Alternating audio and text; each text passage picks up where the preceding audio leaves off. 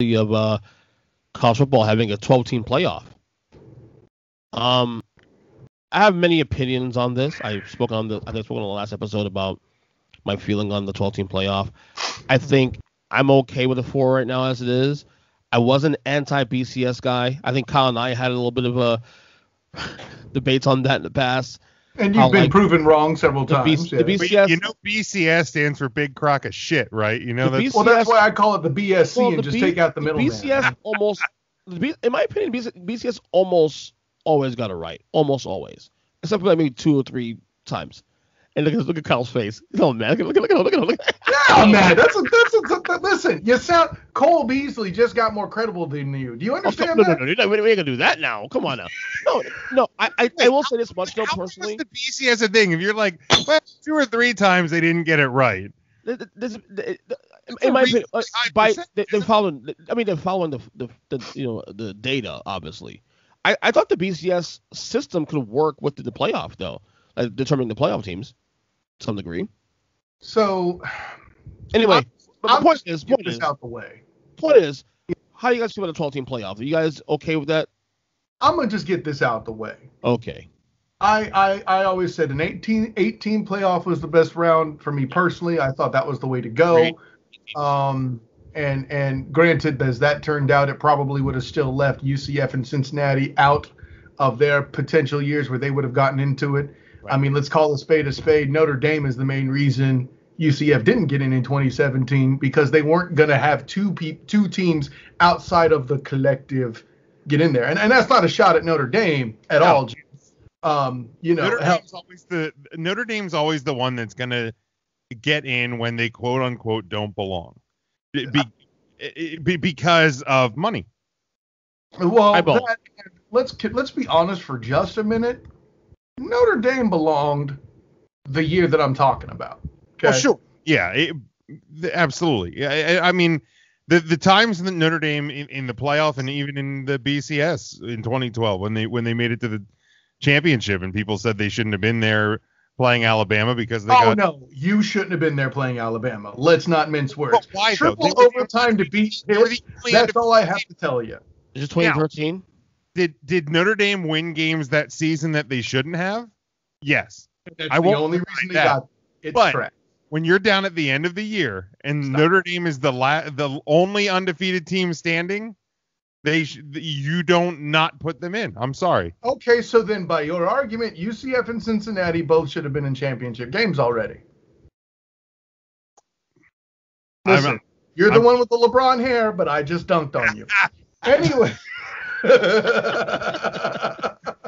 So no, I mean, listen, but quality of competition does matter. And that particular year that I mentioned versus 2017, the quality of competition I felt like for Notre Dame that year was kind of there. Whereas you needed triple overtime to beat Pitt. Right. The other year. And I'm not denying that, that Notre Dame had wins that they shouldn't have had that year. I mean, there is somebody who we both know who's particularly annoying at arguing that claimed that very year who I was doing shows with. And listen, if I did any more dunking, I would need no. I am throw not names out on this show because if we utter his name, he'll try to get on the show, and I'm not doing. Okay. I get it now. Yeah. So no, but like I would need the whole box of cookies for all the. Wait, what, Jim? No, I said, why did I just get a text? No. You're awful. Anyways, so listen, Notre Dame smack aside, the real issue still hasn't been addressed. Okay? The real issue is money. I don't want money's fine. Let money. Hey, money needs to be involved, or else we don't have the effing sport. Can we be clear about that? Correct. Okay?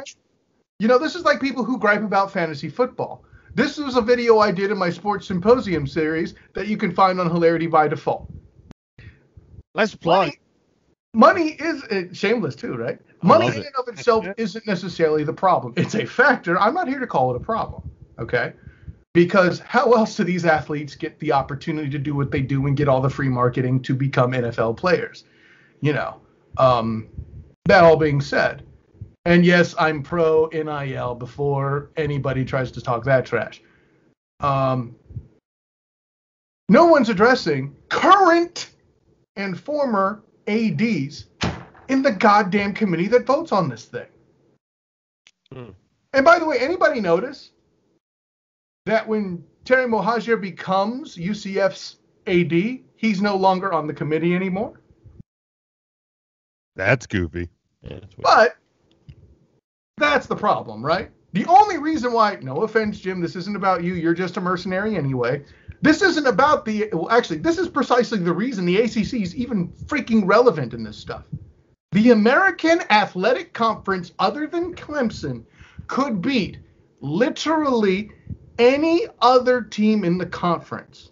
Now, granted, you'll come at me, oh, but what about South Florida? Yeah, they're terrible. They're also not in South Florida. They're so screwed up, they don't know what part of the state they're in. I'm feeling you. They're not even South Florida. They're fucking Tampa, right? They are in Tampa, yes. Yeah, no, it's not South Florida. My brother lives in St. Pete. That's not South Florida. It is not exactly. South Florida. I'm in South Florida. Listen, it's one of my favorite press conferences that week. Even though you're slightly inconvenienced by the fact it's a holiday week, when the players are talking cash shit about geography, that's a good time, gentlemen. Listen, I don't mean to do the flex here that I'm at press conferences, but bro, it's funny. Anyways, no man, listen. Until we address that, college football will not be fixed. Is this better? Sure. These people were trying to say, if these rules were in place back then, Cincinnati and UCF both would have gotten into the playoff. You're trying to tell me the damn committee would have let that happen? Bullshit. Listen, they've already made the mistake of not letting Cincy in. And if they're so sure they're going to blow them out, then blow them the fuck out. But you didn't. And now you have a 12-team playoff. And then you got dumbasses like Booger McFarland. Oh, there's already enough teams. Man, listen. Anyways, by the way, don't get me started with... Every March, everybody talks about bracketology. And, they turn 64 into 68. And I'm waiting for it to turn into 72. So don't...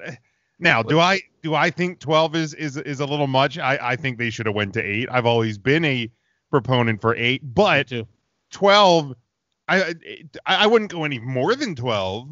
Right. But I think 12 is a fine number. And I like, because I think one of the arguments people had before was, well, a 12's never going to beat a 1. Well, first off, you don't know that. It's correct. But in the proposed system, 12 would have a chance to beat 5, and then you go from there. So, that's a little bit of a better setup, I think. So you can still earn, quote unquote, earn something by being in the top 4. But yeah, I agree. Like the especially current ADs being on this committee is just a little bit silly to me, because everybody's just arguing for themselves and arguing, it's lobbying for themselves in their conference and this and that, where, make it make sense, because that part doesn't. It's the and their conference part I have a problem with, by the way. Listen, if Clemson's AD is in there and they're advocating for themselves, as much as that sucks, there's enough committee members in there to kind of wash that away. Sure, no problem. But when the floor... I ain't got to describe it. You get the idea. It just makes me want to vomit. Yeah. Do you think we'll get 12? Oh, yeah. Absolutely. It's going to happen. Yeah. Without a doubt. Oh, okay. Yeah. Without a doubt. And they're saying it could be as early as 2024, I think. Right? Because there's an opt-out, I think, in this current contract. Yeah, it's going to be a minute. I've heard things even saying that it could happen as soon as next year. I don't think that's going to occur. Yeah, that's what I thought I had read on the first proposal. I don't know if something changed with the news that came out yesterday or today or what have you, that it's like taking the next step and they're going to reconvene at later in the summer. But I thought it said it could potentially be as early as next year. Which I think on board. I don't. Right. I wouldn't be shocked if it happened next year, to be honest with you. It's more money to be made. That's true.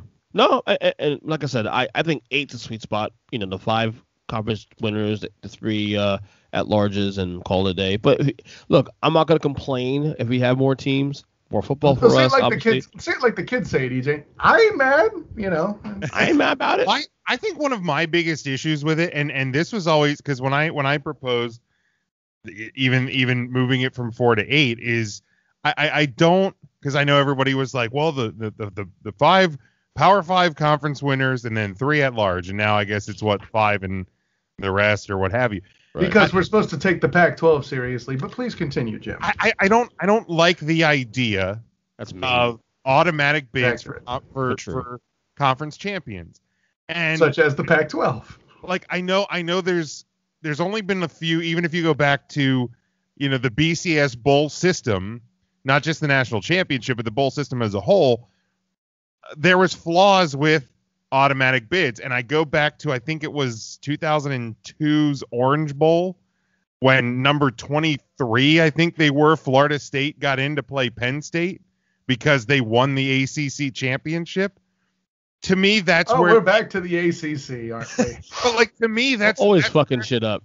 That's where I have a problem, because why should a team, and again, those seasons may be the outlier, but why should a team who is, in every other ranking system, outside the top 20, why should they get into the playoff? To me, it should be, if you're going to go 12, make it your 12 best teams. I don't care who they are. I don't care what conference they play in, etc. Figure out a way to put your 12 best teams in. More times than not, every Power 5 conference champion will be in that 12. Almost every time. But there's probably going to be a season or two where they aren't, and they don't deserve to be. That's always been my issue with the idea of automatic bids. And people always say, oh, you're afraid Notre Dame's going to get bumped out by one. I mean, I'm not, especially in this format, because all you got to do is be one of the, 7 best other teams, which shouldn't be an issue theoretically. But, I've never liked automatic bids, ever. I think it's silly. If you're gonna make it 2 teams, 4 teams, 12 teams, 20 teams, I don't give a shit. There shouldn't be an automatic bid to me. The reason I agree with you philosophically, Jim, but the reason why you have to do it that way is for the people who don't understand and appreciate that the SEC is the premier entity of college football and should have multiple teams within it. Don't cock your head, FSU fan. Your team sucks, and if you get Mackenzie Milton killed, I'm taking it out of your hide, okay? They do suck, though. We know that already. They didn't always know it. 75 days, EJ. 75 days from today. Why are you doing this shit? You spare that man. That is a quality human being. A man, listen. My heart's going to be a little bit broke if you hurt that man. I'm just saying. He's a cool guy. He's good as dead. You said that just to break my heart, son. I mean, yeah. Did it work? I mean, Notre Dame's defense is pretty nasty, and they get them first. So this is good. That O-line has been terrible for a few years, man. Listen. You just catch COVID the first week and then come back.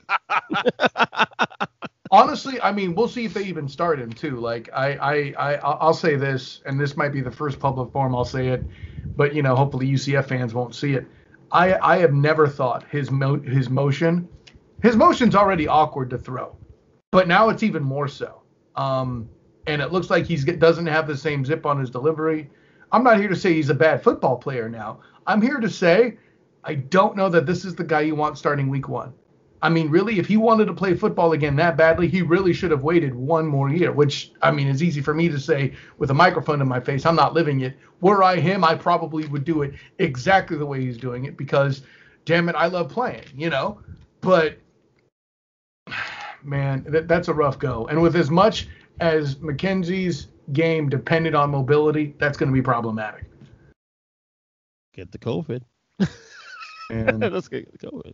Yeah, he says get the COVID to dodge the mercenaries. You notice that, Jim? Next week they'll play like Florida or Samford and win in overtime. Samford and EJ will think this team's the shit. That's all right. I get it.